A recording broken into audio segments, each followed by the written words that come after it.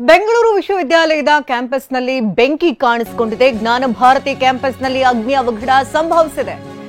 ಬೆಂಗಳೂರು ವಿಶ್ವವಿದ್ಯಾಲಯದ ಕ್ಯಾಂಪಸ್ನಲ್ಲಿ ಬೆಂಕಿ ಅವಘಡ ಸಂಭವಿಸಿದೆ. ಜ್ಞಾನ ಭಾರತಿ ಕ್ಯಾಂಪಸ್ನಲ್ಲಿ ಬೆಂಕಿ ಕಾಣಿಸಿಕೊಂಡಿದ್ದು ಬೆಂಕಿಯನ್ನ ನಂದಿಸ್ತಾ ಇದ್ದಾರೆ ಅಗ್ನಿಶಾಮಕ ದಳದ ಸಿಬ್ಬಂದಿ.